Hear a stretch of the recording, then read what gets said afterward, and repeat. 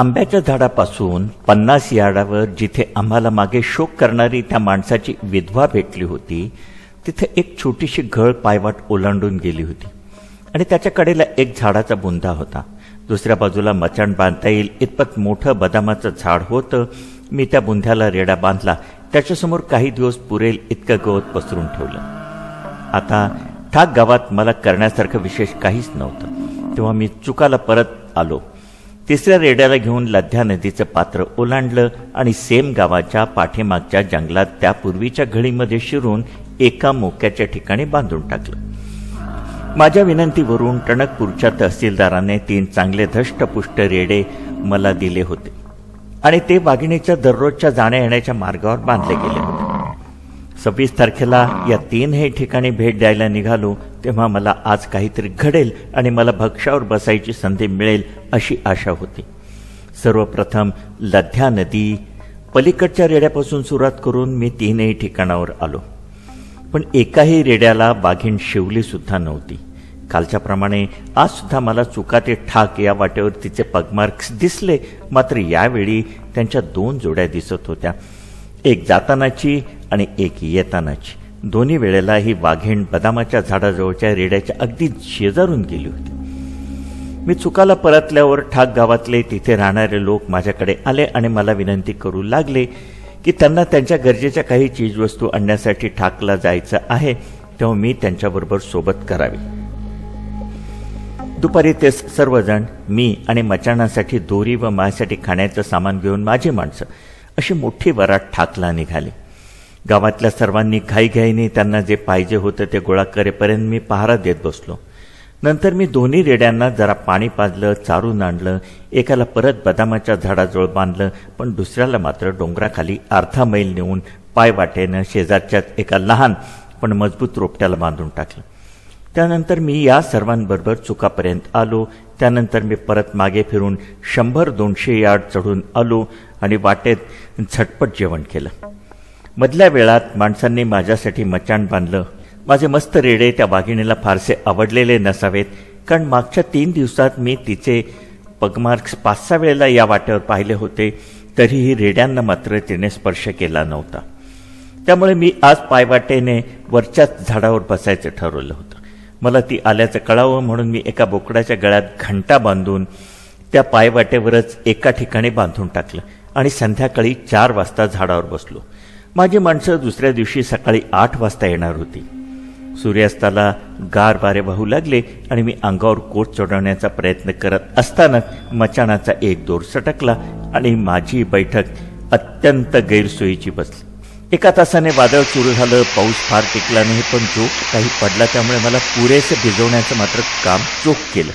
16 तास मी कुडकुडत व तोल सावरण्याची कसरत करत मचाणावर बसून होतो, पण मला काही दिसलं नाही ना काही ऐकायला आलं. सकाळी माणसं आली तेव्हा मी त्यांच्याबरोबर चुका गावात आलो. गरम पाण्याने आंघोळ केली, भरपेट जेवलो व परत दुपारी माझ्या 6ही माणसांना घेऊन ठाकला आलो.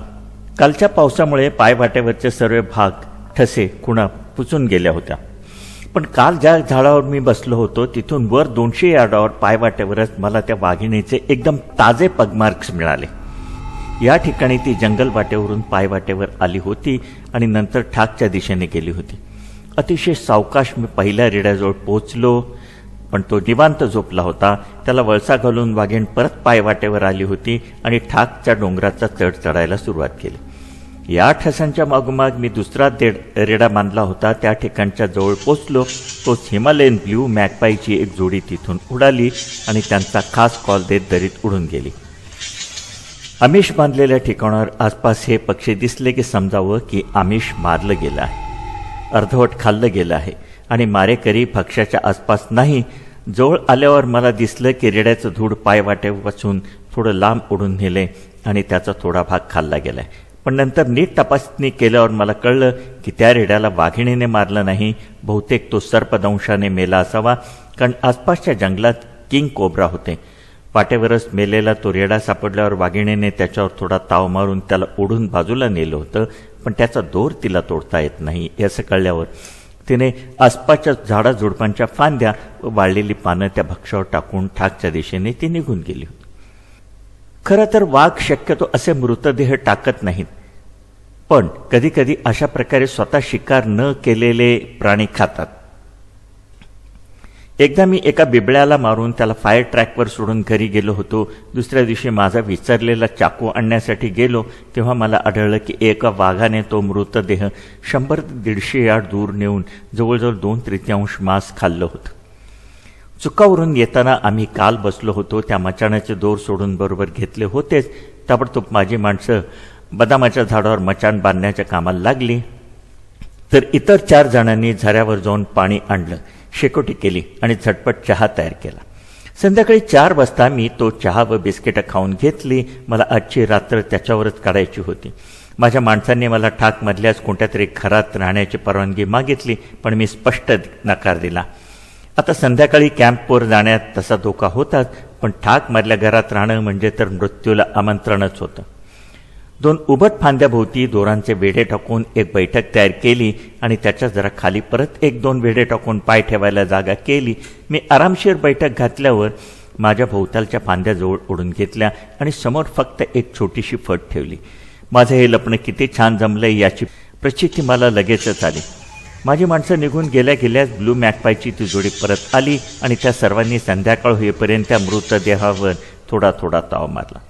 हे पक्षी तिथं असेपर्यंत मला थोडी झोप मात्र मिळाली, कारण जर आसपास कुठे वाघीण आलीच तर त्यांच्यामुळे मला लगेच कळू शकणार होतं. ते निघून गेल्यावर मात्र मी रात्रभराच्या पहाऱ्यासाठी तयार झालो.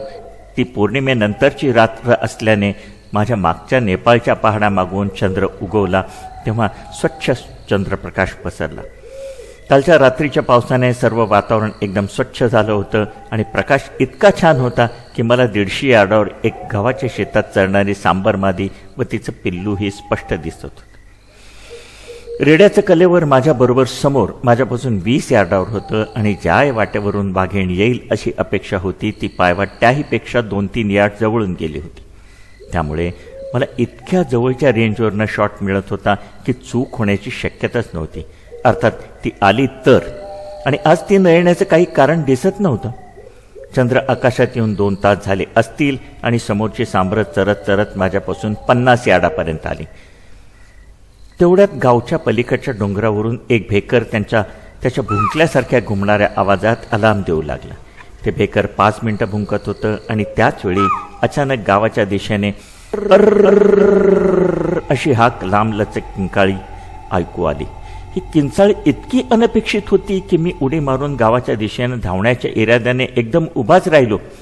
माझ्या मनात पहिला विचार चमकून गेला की वाघीण आमच्या माणसापैकी कोणाला तरी मारत असावी, पण दुसऱ्या क्षणाला मला आठवलं की माणसं कॅम्पवर परत जाताना मी झाडावर बसून एक एक करून मोजली होती आणि ते माझ्या सूचना नीट पाळतात की नाही हे बघण्यासाठी अगदी ते दृष्ट्याड होईपर्यंत नजर लावून बसलो होतो.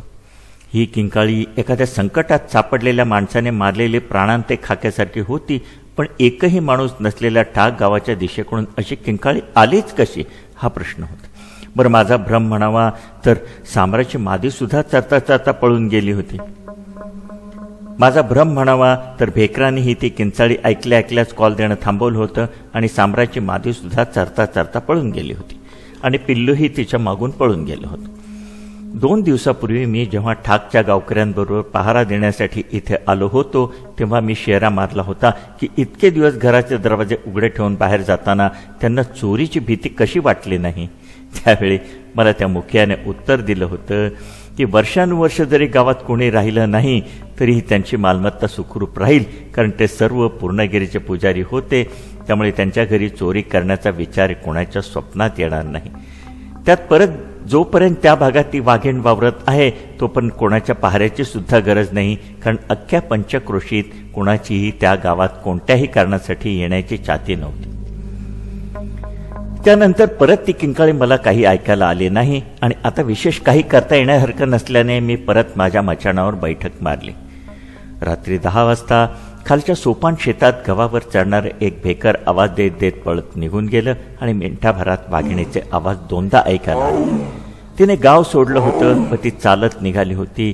आता जरी रेड्यावर परत यायची तिची फारशी इच्छा झाली नाही तरी ही पायवाट मात्र ती दररोज 2दा तरी वापरत होती, त्यामुळे आताही ती या पायवाटेवरून जाण्याची शक्यता होतीच. ट्रिगरवर बोट ठेवून आणि डोळ्यात तेल घालून मी तासांच्या तास बसून राहिलो. शेवटी सकाळी माझी माणसं आली. त्यांनी येता येताच मोठ्या विचारपूर्वक काटक्या गोळा करून आणल्या होत्या. अक्षरशः काही मिनिटातच माझ्या पुढ्यात वाफाळता चहा हजर झाला. आता ही वाघीण जवळपासच कुठेतरी लपून आमच्यावर नजर ठेवून होती की अजून कुठेतरी दूर जंगलात निघून गेली होती, काही कळायला मार्ग नव्हता. रात्रीचे तेवढे 2 आवाज सोडले तर सर्व काही शांत होते. कॅम्पवर परततो तेव्हा माझ्या तंबू शेजारी बरीच माणसं बसलेली दिसली. त्यातल्या काही जणांना काल रात्री काय झालं हे जाणून घ्यायची उत्सुकता होती, तर इतरांनी मला सांगितलं की मध्यरात्रीनंतर पहाटेच्या डोंगराकडून पायथ्याकडून त्या वाघिणीचे कॉल सातत्याने ऐकायला आले होते. जंगलात आणि रस्त्यावरच्या कामावर असलेले मजूर इतके घाबरून गेले होते की त्यांनी कामच सुरू केलं नव्हतं. ठाकवरून येताना माझ्या माणसांनी मला मगाशी हेच सांगितलं होतं. चुकामध्ये जमलेल्या कित्येक माणसांबरोबर ते रात्रभर मोठी शेकोटी करून बसले होते. यामध्ये एक ठाकचा प्रमुख सुद्धा होता. सर्वजण निघून गेल्यावर मी त्याला परत एकदा 12 तारखेच्या घटनेबद्दल खोदून विचारलं. त्यानंही मला सर्व काही तपशीलवार सांगायला सुरुवात केली की त्याच्या नातीबरोबर खालच्या शेतात आलं उपटायला गेलो असताना त्याच्या बायकोने त्याला कसं ओरडून बोलावलं, त्यानंतर नातीचा हात पकडून तो कसा घराकडे धावत आला, त्यानंतर त्याच्या बायकोने त्याला डोळे उघडे ठेवता येत नाहीत का असं कसं सुनावलं, आणि त्यानंतर अर्ध्या तासात त्या माणसाला वाघिणीने कसं मारलं वगैरे वगैरे. हे सर्व तर मी पूर्वी ऐकलंच होतं आणि आता मी त्याला विचारलं की त्याने त्या माणसाला वाघीण मारत असताना पाहिलं होतं का. त्यावर तो म्हणाला की ते झाड त्यांच्या घरातून दिसत नव्हतं. मग तुला त्या माणसाला मारलं हे कसं व केव्हा कळलं? मला ऐकायला आलं त्या माणसाने मदतीसाठी हाक मारली नव्हती, पण किंचाळी मारली होती. एकदाच ओरडला होता का? नाही, 3दा. मग मी त्याला त्या ओरडण्याची नक्कल करायला सांगितलं. त्यानंतर त्याने मला जो आवाज काढून दाखवला तो मला काल रात्री ऐकायला आलेल्या किंचाळीसारखाच होता. मग मी त्याला कालच्या माझ्या अनुभवाबद्दल सांगितलं आणि हे विचारलं की अगदी अपघाताने सुद्धा त्या गावात रात्री कोणी येण्याची शक्यता आहे का. त्यावर त्याने ठामपणे नाही म्हणून सांगितलं. ठाक गावात शिरायला 2च मार्ग होते आणि आसपासच्या सर्व गावांना हे माहीत होतं की ठाक गाव कोणत्या कारणामुळे ओस पडले. जिथे दिवसासुद्धा वावरणं कठीण होतं त्या ठाक गावात रात्री 8 वाजता जाण्याचा प्रश्नच येत नव्हता. मग कालच्या त्या किंकाळीबद्दल स्पष्टीकरण देता येईल का असं विचारलं. त्याने नकारार्थी मान हलवली आणि माझंही डोकं या विषयावर काही चालेना. त्यामुळे हेच गृहीत धरणं योग्य ठरलं की काल त्या भेकराने, त्या सांबराने आणि मी ती एखाद्या संकटात सापडलेल्या माणसाने मारल्यासारखी प्राणांतिक किंकाळी ऐकलीच नव्हते. मला भेटायला आलेले सर्वजण ठाकचा गाव प्रमुख धरून निघून गेले आणि मी ब्रेकफास्ट करायला बसलो. तसं माझ्या नोकरांनी मला सांगितलं की सेम गावाचा मुखिया आदल्या दिवशी कॅम्पवर आला होता आणि त्याने निरोप ठेवलाय की त्याच्या बायकोला गवत कापता कापता एका ठिकाणी रक्ताचा माग मिळालाय आणि आत्ता सकाळी तो माझ्यासाठी लध्या नदीचं पात्र तिथून सहज ओलांडता येतं त्या ठिकाणी वाट बघत थांबणार आहे. ब्रेकफास्ट झाल्यानंतर मी बाहेर पडलो. नदी ओलांडत असताना 4 माणसं लगबगीने माझ्याकडे येताना मला दिसली. पलीकडच्या काठावर पोचल्या त्यांनी सांगितलं की सेम जवळच्या डोंगरावरून येत असताना त्यांना चुका व ठाक दरम्यानच्या दरीतून वाघिणीचे कॉल्स ऐकायला आले आहेत. पाण्याच्या खळखळाटाच्या आवाजामुळे ते मला ऐकायला आले नव्हते. मी त्यांना सांगितलं की मी सेमला जाऊन परत आल्यावर त्यांना चुकामध्ये भेटेन. मुखिया माझ्यासाठी घराजवळच थांबला होता. त्याची बायको मला त्या ठिकाणी घेऊन गेली. हा रक्ताचा माग शेतातून जाऊन सरळ काही मोठाले खडक ओलांडून गेला होता. त्यातल्या एका खडकावर मला भेकराचे केस दिसले तर आणखी पुढे गेल्यावर मला एका मोठ्या नर बिबळ्याचे पगमार्क्स दिसले. मी त्या पगमार्क्सकडे बघत असतानाच मला वाघाचा कॉल्स ऐकायला आला. मला त्या आवाजाचं ठिकाण, दिशा व अंतर निश्चित करायचं होतं म्हणून मी त्या सर्वांना गप्प बसायला सांगितलं. 2 मिनिटांनी परत एकदा कॉल आला आणि त्यानंतर ठराविक अंतराने सतत ऐकू येऊ लागले. ती वाघिणच होती आणि ती ठाकच्या खाली 500 यार्डावर एका घळीत होती. ही घळ आंब्याच्या झाडाजवळून चालू होऊन पायवाटेला समांतर काही अंतर जात होती आणि नंतर खाली कुम याचककडे जाणाऱ्या वाटेला ओलांडून जात होती. बिबळ्याकडे नंतर केव्हा तरी बघता येईल असं त्या मुखियाला सांगून मी कॅम्पकडे धावत पळत सुटलो आणि वाटेवरच माझ्यासाठी थांबलेल्या त्या 4 लोकांना घेऊन चोकापर्यंत आलो. कॅम्पवर पोचताच मला दिसलं की माझ्या तंबूभोवती बरीच माणसं जमली आहेत. त्यांच्यात दिल्लीवरून आलेले वखारवाले, लाकूड कापणारे, कारागीर, एजंट्स, क्लार्क्स, टाईमकीपर्स, गँगमन असे हर तऱ्हेचे लोक होते. ही सर्व माणसं म्हणजे लद्ध्या व्हॅलीमध्ये ज्या फायनान्सरने रस्ता बांधणीची व जंगलतोडीची कंत्राट घेतली आहे त्यांचा नोकरवर्ग होता आणि माझा अजून किती दिवस मुक्काम आहे हे जाणून घेण्यासाठी ती आली होती. त्यांनी आम्हाला सांगितलं की लाकूड वाहून नेणारे कित्येक मजूर काम सोडून निघून गेले आहेत, आपल्या गावी परतले आहेत. जर मी म्हणालो त्याप्रमाणे 1 डिसेंबरला निघून गेलो तर त्यांच्यासकट सर्वच्या सर्वजण त्या दिवशी काम सोडून निघून जाणार आहे. सध्या त्यांना खाणं पिणंही सुचत नव्हतं. मी निघून गेल्यानंतर तर तिथे राहण्याची हिंमत कोणाचीच नव्हती. त्या दिवशी 29 तारीख होती. माझ्या हातात अजून 2 दिवस पूर्ण होते आणि या 2 दिवसात काहीही घडू शकलं असतं, पण कोणत्याही परिस्थितीत 1 तारखेला मला निघावंच लागेल हे मी त्यांना निक्षून सांगितलं.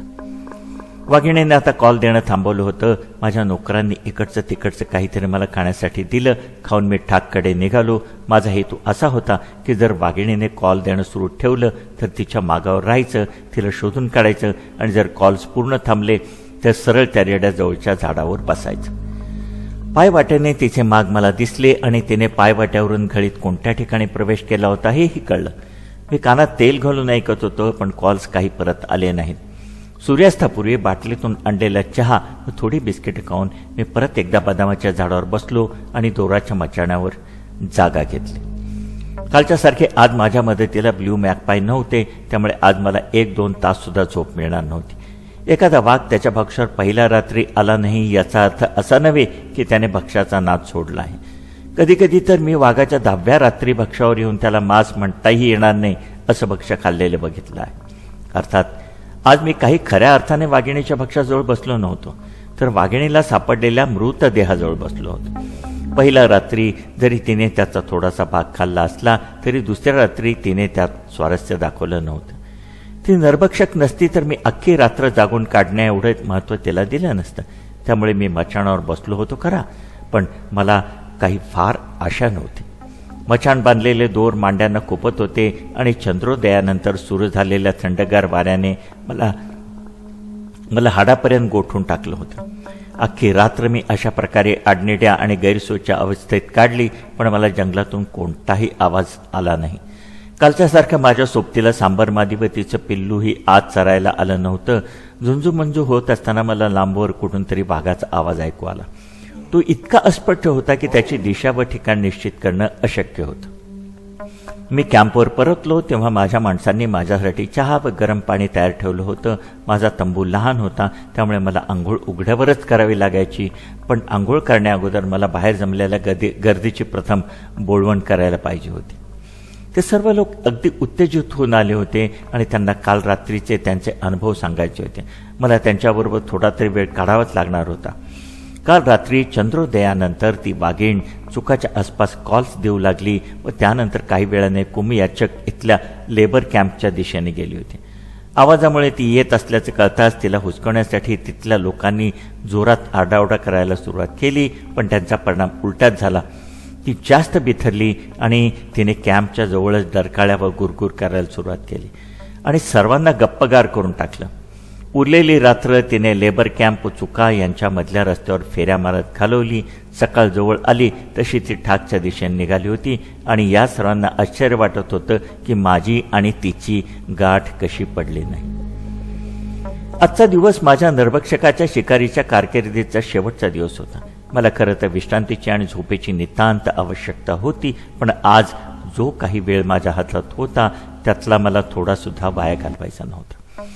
चुकाचे आणि सेमचेच नव्हे तर काही वर्षापूर्वी मी जिथे 3 नरभक्षक वाघ मारले होते त्या तालादेशचे लोकही या मताचे होते की मी एखादा बोकड बांधून बघावा. सर्वच डोंगरी वाघ बोकड खातात आणि तसेही रेडे बांधून काही उपयोग होत नाही, तर हा शेवटचा प्रयत्न करून बघायला काय हरकत आहे. काही उपयोग होईल असं वाटल्यामुळे नाही, तर सहज गंमत म्हणून मी होकार दिला. अर्थात त्यासाठी मी अगोदरच 2 बोकड खरेदी करून ठेवले होते. एक गोष्ट मात्र निश्चित होती की दिवसभर ती वाघीण कुठेही भटकली तरी तिचा रात्रीचा मुक्काम ठाकच्या आसपासच असायचा. त्यामुळे दुपारी त्या 2 बोकडांना घेऊन मी व माझी 4 माणसं ठाककडे निघालो. मी तुम्हाला मागेच सांगितले की चुकावरून ठाकला जाताना डोंगर चढावा लागतो. डोंगर माथ्यावर पोचल्यावर ठाक गाव येण्या अगोदर पाव मैल हा रस्ता सपाटीवरून जात आंब्याच्या झाडापर्यंत येतो. हा संपूर्ण पाव मैलाचा रस्ता झुडपी जंगलातून जातो आणि वाटेत पूर्वेकडे जाणाऱ्या 2 गळी ओलांडायला लागतात. या दोन्ही गळी पुढे मुख्य गळीला मिळतात. या 2 गळींच्या मधोमध आणि मागच्या 2 रात्री मी जिथे बसलो होतो या झाडापासून 200 यार्डावर एक खूप मोठं बदामाचं झाड आहे. आज मी याच झाडावर बसायचं ठरवलं होतं. वाट या झाडाखालूनच जात होती आणि जर मी या झाडावर अर्ध्या उंचीपर्यंत चढून गेलो तर मला दोन्ही बोकड तर दिसणार होतेच, पण तो मेलेला रेडाही दिसणार होता. एक बोकड मी मुख्य गळीच्या काठावर तर दुसरा उजवीकडच्या टेकडीच्या पायथ्याशी बांधायचं ठरवलं होतं. 3ही ठिकाणं माझ्या झाडापासून समान अंतरावर होती. त्यामुळे आणीबाणीसाठी म्हणूनच मी माझ्या .450-400 रायफलशिवाय आणखी एक .275 हलकी रायफल घेऊन आलो होतो. आज या शेवटच्या दिवशी मात्र हा चढ मला जरा जास्तीत जमछाक करणारा वाटला. डोंगर माथ्यावर पोचते तोच मला डावीकडे 150 यार्डावर वाघिणीचा कॉल ऐकायला आला. या सपाट भागावर सर्वत्र झाडं झुडपं दगडगोटे आणि अरुंद घळी होत्या. त्यामुळे नरभक्षक वाघाशी सामना करायला ही जागा अत्यंत अयोग्य होती. पण लगेच पुढची पावलं उचलण्या अगोदर हे माहीत होणं महत्त्वाचं होतं की ती एका ठिकाणी पडून राहिली आहे की चालते आहे आणि चालत असेल तर कोणत्या दिशेने जाते. आता दुपारचा 1 वाजला होता. त्यामुळे ती सावलीला निवांत पडलेली असण्याची शक्यता जास्त होती. मी माणसांना खाली बसवलं व स्वतः कान देऊन ऐकायला लागलो. परत एकदा तो कॉल आला. त्यावेळी वाघीण 50-55 यार्ड पुढे गेली होती. बहुतेक ती मुख्य गळीतून ठाकच्या दिशेने चालली होती. हे तर फार चांगलं लक्षण होतं, कारण मी जे झाड निवडलं होतं ते मुख्य गळीपासून फक्त 50 यार्डावर होतं. मी माझ्या माणसांना शांत माझ्या मागे यायला सांगितलं. वेग वाढवून आम्ही पायवाटेवरून ठाकच्या दिशेने जायला सुरुवात केली. झाडापर्यंत पोहोचण्यासाठी आम्हाला 200 यार्ड अंतर कापायला लागणार होतं. त्यातलं अर्धा अंतर पार केल्यावर ही वाट काही अंतर दाट झुडपातून जात होती. या दाटीतून जात असताना कालीज पिझंट्सचा एक थवा अचानक भुरकन झुडपातून उडाला. मी वाकून काही मिनिट नीट बघितलं, पण विशेष काही दिसलं नाही. मग आम्ही झाड पार करून घळीच्या कडेलाच एक बोकड बांधला तर दुसरा उजवीकडच्या डोंगराच्या पायथ्याशी बांधला. नंतर मी माझ्या माणसांना घेऊन शेताडी ओलांडून गेलो आणि त्यांना मुखियाच्या घराच्या व्हरांड्यात माझी वाट पाहत थांबायला सांगितलं. त्यानंतर धावतच मी झाड गाठलं. साधारण 40 फूट चढल्यावर मी दोरीने रायफल्स ओढून घेतल्या. आता मला दोन्ही बोकड दिसत होते. एक 70 यार्डावरचा तर दुसरा 60 यार्डावरचा. याशिवाय मला त्या रेडाचाही काही भाग दिसत होता. माझी .275 रायफल अतिशय अचूक होती. त्यामुळे माझ्या दृष्टिक्षेपातल्या एवढ्या भागात कुठेही ती वाघीण दिसली असती तरी मी किलिंग शॉट घेऊ शकलो असतो. हे दोन्ही बोकड माझ्या मागच्या भेटीतच मी विकत घेतले होते आणि तेव्हापासून आत्तापर्यंत सतत एकमेकांसोबत राहिले होते. आता अचानक एकमेकांपासून वेगळे केल्यामुळे ते एकमेकांना टिपायच्या विरही आवाजात साथ घालू लागले. सर्वसाधारणपणे बोकडाचा आवाज 40-50 यार्डापर्यंत ऐकू जातो, पण इथे परिस्थिती सर्वसाधारण नव्हती, कारण वारा डोंगरावरून खाली वाहत होता. जर मी ऐकल्यानंतर वाघीण पुढे गेली असेल तरी तिला बोकडांचे आवाज येणारच होते. जर ती भुकेली असेल तर मला आज नक्की संधी मिळणार होते. झाडावर बसून 10 मिनिटं झाली असतील तेवढ्यात एक भेकर मगाशी कालीज पिझंट्स ज्या ठिकाणाहून उडाले होते त्याच ठिकाणाजवळून भुंकायला लागलं. 1-2 मिनिटं माझ्या आशा गगनाला भिडल्या, पण लगेच वास्तवातही आल्या, कारण भेकर 3च वेळा भुंकलं. त्यानंतर चौकशीच्या स्वराने सांगता झाली. बहुतेक तिथे गजपणात एखादा साप दिसला असावा आणि मगाचे पिझंट्स आणि आत्ताचे भेकर यांनी त्याची भीती घेतली असावी. माझी बैठक आरामदायक व उबदार होती. त्यामुळे पुढचे 3 तास मी निवांत बसून काढले. संध्याकाळी 4 वाजता ठाक गावापलीकडच्या पहाडामागे सूर्य कळल्यानंतर मात्र थंडगार वारे व्हायला सुरुवात झाली. पुढचा 1 तास मी हा गारवा कसाबसा सहन करू शकलो, पण शेवटी हुडहुडी भरायला लागली. तसं मी निघायचं ठरवलं. यापुढे वाघीण आली असती तरी मी काही करू शकलो नसतं. मी परत बंदुकीला दोर बांधला, खाली सोडला आणि त्यानंतर मी स्वतः उतरलो आणि शेताडी ओलांडून माझ्या माणसांना हाक दिली. माझे प्रवासातले दिवस वजा केले तरी मी 23 ऑक्टोबर ते 7 नोव्हेंबर आणि 24 नोव्हेंबर ते 30 नोव्हेंबर असे 2 हप्त्यात 21 दिवस या वाघिणीच्या मागावर होतो. प्रत्येक क्षणाला वाघिणीचे दात आपल्या गळ्यात रुततील या जाणीवेखाली काढल्यावर एखाद्याच्या मेंदूवर व नसांवर काय परिणाम होत असेल याची कल्पना करून बघा. त्यात परत माझं सावज नरभक्षक होतं. त्यामुळे माझ्या अपयशामुळे माझ्यापेक्षा या भागातल्या जनजीवनावर गंभीर परिणाम होणार होता. अगोदरच या जंगलामधली सर्व कामं ठप्प झाली होती आणि या प्रदेशातल्या सर्वात मोठ्या गावातल्या प्रत्येक माणसानं घर सोडलं होतं. जर वाघीण मारली गेली नाही तर ही परिस्थिती अधिकच गंभीर होणार होती, कारण हे काम अमर्यादित वेळेसाठी बंद ठेवणं कोणाला शक्य नव्हतं. त्याचप्रमाणे ठाकसारख्या समृद्ध गावाला ते जमलं तसं गावच्या गाव सोडणं इतर गरीब वस्त्यांना जमलंच नसतं. या वाघिणीची माणसाबद्दलची भीती निघून गेली होती.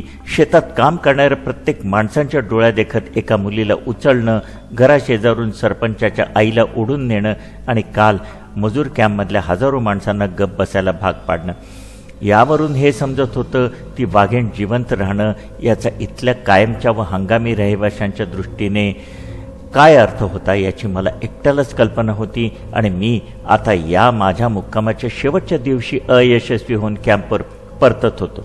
उर्वरित आयुष्यभर या अपराधाचं व अपयशाचं ओझं माझ्या डोक्यावर राहणार होतं. या क्षणी मी फक्त एका अचूक शॉटसाठी माझ्या गेल्या 32 वर्षातल्या नरभक्षकांच्या शिकारीमधल्या यशाचा सौदा करायला तयार झालो असतो. गेल्या 21 दिवसात मी या वाघिणीच्या शिकारीसाठी काय काय प्रयत्न केले हे सांगायचा मी प्रयत्न केलाय, पण ते एवढंच नव्हतं. मला माहीत होती की माझ्या दररोज सातत्याने पाठलाग होतोय, त्यामुळे प्रत्येक वेळेला चुका ते ठाक या दरम्यानच्या वाटेवरून चालताना मी आयुष्यभरात शिकलेली प्रत्येक क्लुप्ती वापरून बघितली होती. हे सर्व विचार मनात असले तरी मला एक माहिती होतं की माझं अपयश हे काहीतरी चुकीच्या गोष्टी केल्यामुळे अथवा काहीतरी करायचं राहून गेल्यामुळे आलेलं नव्हतं.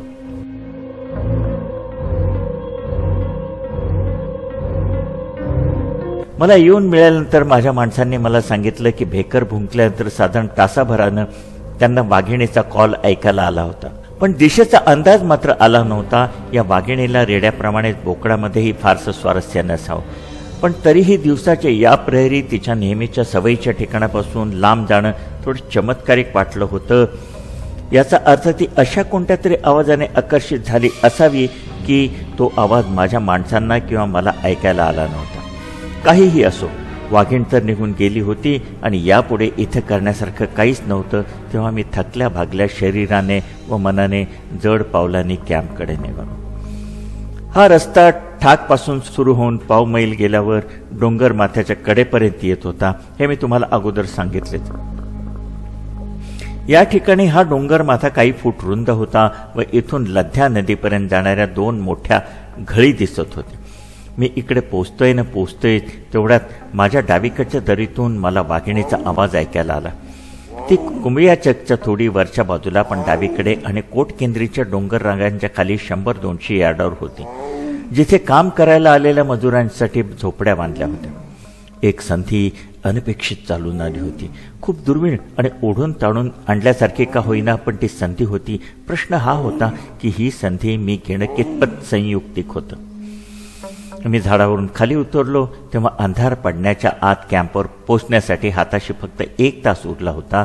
माझ्या माणसांना बोलावणे, त्यांचं म्हणणं ऐकून घेणं आणि बोकडाचे दोर सोडून त्यांना ताब्यात घेणं आणि डोंगर माथ्यावर येणं या सर्व गोष्टींमध्ये अर्धा तास तरी खर्च झाला होता. नेपाळच्या पहाडाच्या शिखरावर लालिमा चढला होता व आता अंधार पडायला फक्त अर्धा तास बाकी होता. हा वेळेचा घटक खरं तर प्रकाशाचा घटक म्हणाल तर जास्त योग्य होईल. माझ्यासाठी निर्णायक होता. मी हा जुगार खेळलो तर त्यावर माझ्या 5 माणसांचं जीवन अवलंबून होतं. वाघीण मैलभर अंतरावर होती. आमच्या मधला सर्व भाग दाट जंगलाचा खडक दगडगोट्याचा होता आणि मध्ये कित्येक नाले आडवे गेले होते, पण तरीही ती तेवढं अंतर अर्ध्या तासात तोडू शकत होती. मला आता हा निर्णय घ्यायचा होता की मी तिला माझ्याकडे बोलवण्याचा प्रयत्न करावा की नाही. जर मी कॉल दिला आणि त्याला प्रतिसाद देऊन ती उजेड असेपर्यंत जवळ आली तर सर्व काही सुरळीत झालं असतं. पण जर ती आली पण माझी शॉट घेण्याची संधी चुकली तर आमच्यापैकी सर्वजण जिवंतपणे कॅम्पवर पोहोचणं शक्य नव्हतं, कारण आम्हाला दाट जंगलातून झाडाझुडपातून 2 मैल अंतर कापायचं होतं. माझ्याबरोबर आलेल्या माणसापैकी कोणीच याआधी जंगलात वावरलेलं नव्हतं, त्यामुळे त्यांचा सल्ला घेण्यात काहीच मतलब नव्हता. जो काही निर्णय घ्यायचा तो मलाच घ्यायचा होता आणि मी निर्णय घेऊन टाकला. तिलाच आपल्याकडे बोलवायचं. मी माझी रायफल माझ्या एका माणसाकडे दिली. वाघिणीचा पुढचा आवाज येईपर्यंत वाट पाहिली. नंतर दोन्ही हात तोंडाभोवती ठेवून फुफ्फुसात हवा भरून घेतली आणि तिच्या आवाजाला प्रतिसाद दिला. त्याला उत्तरही मिळालं. त्यानंतर बराच वेळ हे 7 प्रतिसाद चालू राहिले. ती येणार हे नक्की होतं. खरं सांगायचं तर ती निघालीच होती. ती वेळेत आली तर सर्व परिस्थिती मला अनुकूल होती, कारण रणभूमीचं नियोजन करायला मला वेळ होता व निवडीला वाव होता. वाघाचा मिलन काळ नुकताच सुरू झाला होता आणि मागच्या 48 तासातल्या तिच्या वागणुकीवरून हे सरळ समजत होतं की ती जोडीदाराच्या शोधात बेभानपणे भटकत आहे. आता तिच्या आवाजाला उत्तर मिळाल्याने ती मिलोनोत्सुक जोडीदाराला भेटण्यासाठी क्षणभर सुद्धा वेळ दवडणार नाही हे निश्चित. डोंगराच्या माथ्यावरून 400 यार्ड खाली उतरल्यावर ही पायवाट साधारण 50 चौरस यार्ड सपाट जमिनीच्या तुकड्यावरून जाते. या सपाट जमिनीच्या पलीकडच्या पण उजव्या बाजूला ही वाट एका मोठ्या खडकाला वळसा घालून एकदम खाली उतरते व 3-4 हेअरपिन वळण घेऊन पुढच्या वळणावर येते. याच खडकावर मी तिचं स्वागत करायचं ठरवलं होतं. तिथे जाता जाता बदललेल्या दिशेची तिला कल्पना यावी म्हणून साथ देणं चालूच ठेवलं होतं. त्यामुळे मी तिच्या सतत संपर्कात राहू शकलो. तुमच्या डोळ्यासमोर त्यावेळेच्या जागेचं परिस्थितीचं चित्र स्पष्ट उभं राहिलं तर तुम्हाला यापुढच्या घटना वाचायला तुम्हाला जास्त मजा येईल. आता तुम्ही 80 यार्ड लांब, 40 यार्ड रुंद अशा काहीशा सपाट जमिनीचा तुकडा डोळ्यासमोर आणा. या जमिनीच्या शेवटी सरळ ताशीव कडा होता. ठाकवरून येणारी पायवाट या तुकड्याच्या रुंदीच्या कडेने म्हणजे दक्षिणेने थोडं अंतर जाते. त्यानंतर त्याच्या मध्यापर्यंत 25 यार्ड येऊन उजवीकडे वळते आणि त्याच्या लांबीकडच्या बाजूने बाहेर पडते. ज्या बिंदूवर ही पायवाट सपाट जमिनीच्या तुकड्यावरून बाहेर पडते त्या ठिकाणी 4 फूट उंचीचा एक खडक आहे. जिथं ती पायवाट उजवीकडे वळते त्याच्या थोडं अलीकडे एक 4 फूट उंच खडकांची रांग सुरू होऊन त्या आयताकृती तुकड्याच्या उत्तर बाजूकडे जाते. या ठिकाणी एक उभा कडा खाली जातो. त्या खडकाच्या रांगेच्या अलीकडे म्हणजे पायवाटेच्या बाजूला दाट झुडपांची रांग सुरू होऊन मी मगाशी सांगितलेल्या 4 फूट खडकापासून 10 फूट आधी संपते. या आयताकृती जमिनीचा उरलेला भाग झाडं, गवत व झुडूप यांनी आच्छादलेला आहे. माझा विचार असा होता की त्या 4 फूट खडका शेजारच्या पायवाटेवर पडून राहायचं आणि जेव्हा ती वाघीण वाटेवरून येईल तेव्हा शूट करायचं. पण जेव्हा मी तिथे प्रत्यक्ष जाऊन बघितलं तेव्हा मला दिसलं की वाघीण अगदी 3-4 पावलावर येईपर्यंत मला दिसलीच नसती. माझ्यापर्यंत ती खडकाला वळसा घालूनही येऊ शकत होती किंवा माझ्या डावीकडे असलेल्या झुडपामागूनही येऊ शकत होती. दोन्ही पर्यायामध्ये ती मला अगदी हाताच्या अंतरावर येईपर्यंत दिसू शकत नव्हती. ज्या बाजूने ती येईल अशी अपेक्षा होती त्याच्या पलीकडच्या बाजूला त्या खडकातून एक अरुंद कपार बाहेर आली होती. त्या कपारीवर थोडं तिरकं बसलो असतो तर माझं बूड त्यावर थोडं तरी स्थिर राहू शकलं. डावा तळहात खडकावर ठेवून उजवा पाय ताट करून तेवढ्यावर उभा राहिलो असतो तर तोलही सांभाळू शकलो होतो. माझ्या 4 माणसांना त्या 2 बोकडांना घेऊन मी माझ्या मागे म्हणजे उतरत्या पायवाटेवर 10 व 12 फूट खाली बसायला सांगितलं. आता वाघिणीच्या स्वागतासाठी स्टेज तयार झालं होतं आणि ही तयारी चालू असेपर्यंत वाघीण 300 यार्डावर येऊन पोचली होती. तिला दिशा देण्यासाठी एक शेवटचा आवाज देऊन मी माझी माणसं व्यवस्थित बसली आहेत का ते मागे वळून बघितलं. ते दृश्य इतर कोणत्याही वेळी विनोदी वाटलं असतं पण आता ते अतिशय करुणाजनक वाटलं होतं. गुडघे अंगाशी घेऊन डोकी एकमेकांजवळ आणून आणि मध्ये 2 बोकडा गाडून ते सर्व कोंडाळं करून बसले होते आणि एखादी मोठी तोफ उडवण्याची वाट पाहत असल्यासारखे व्याकुळ भाव त्यांच्या चेहऱ्यावर होते. डोंगर माथ्यावर असताना आलेल्या वाघिणीच्या पहिल्या आवाजानंतर त्यातल्या कोणीही तोंडातून शब्दही काढला नव्हता. कदाचित भीतीमुळे शब्द फुटला नसेल पण तरीही त्यांना हॅट्स ऑफ. मी जर त्यांच्या जागी असतो तर त्यांनी हे धाडस दाखवलं होतं ते मी दाखवू शकलो असतो की नाही यात शंकाच आहे. गेले 7 दिवस ते सर्वांकडून वाघिणीबद्दलचे भयानक किस्से ऐकत होते. त्यांचीही झोप उडाली होती आणि आता क्षणाक्षणाने अंधार पडत असताना संपूर्ण निशस्त्र अवस्थेत वाघीण जवळ येत असताना त्यांना ऐकायला येत होतं. प्रत्यक्ष डोळ्यांनी त्यांना काही दिसत नव्हतं आणि तरीही ते जीव मुठीत धरून चिडचूप बसले होते. केवढा विश्वास, केवढा भरोसा व केवढं धैर्य.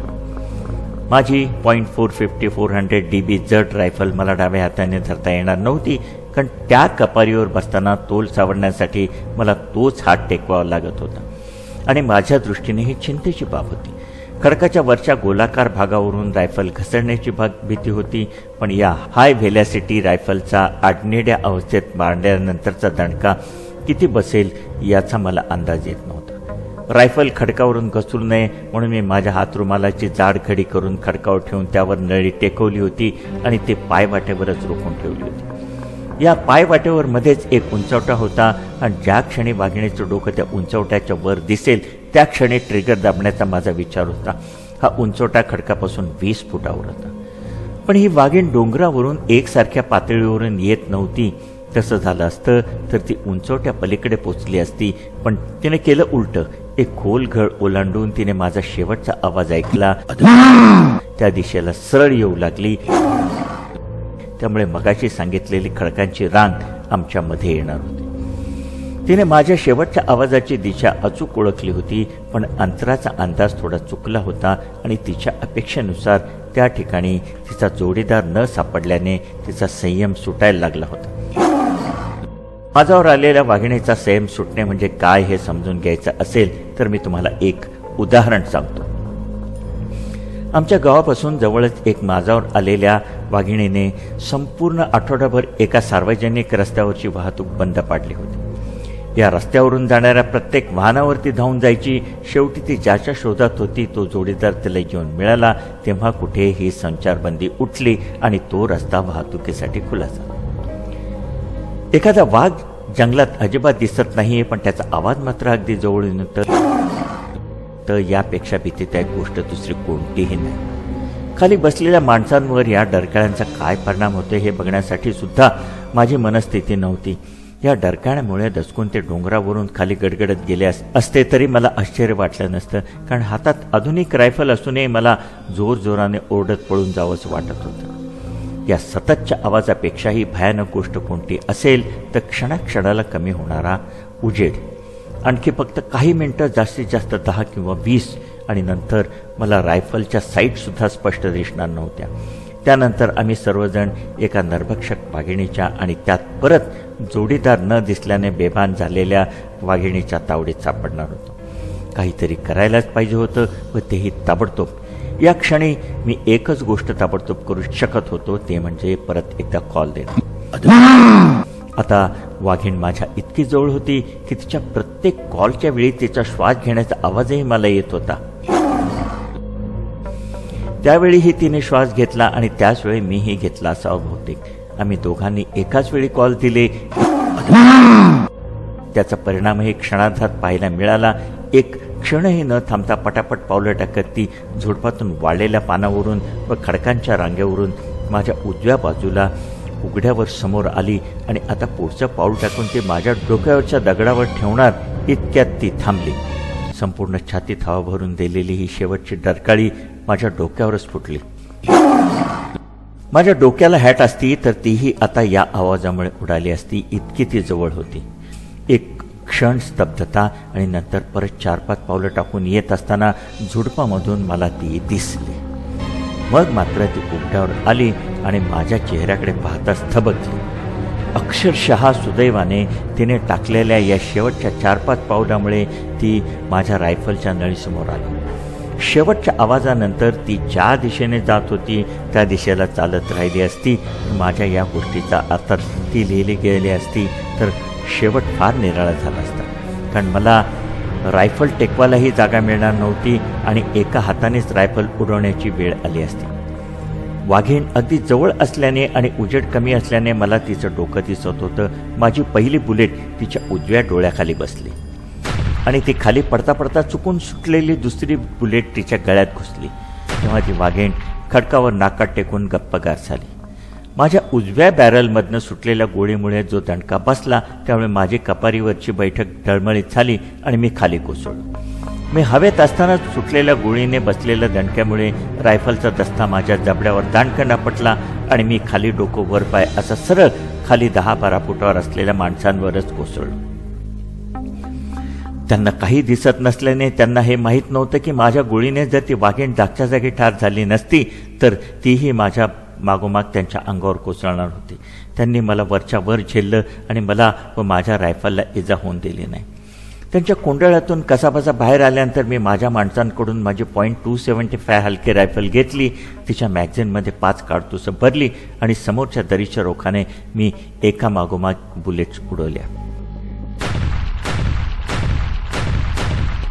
खालच्या खोऱ्यामध्ये आतुरतेने वाट पाहणाऱ्या लोकांना व आसपासच्या गावातल्या गावकऱ्यांना पहिल्या 2 शॉट्सच्या आवाजाने काही अर्थबोध झाला नसता, पण ते 2 शॉट्स आणि नंतर ठराविक अंतराने उडवलेले 5 बार यामुळे फक्त एकच निसंदिग्ध संदेश पोचणार होता: ठाकची नरभक्षक वाघीण आता संपली आहे.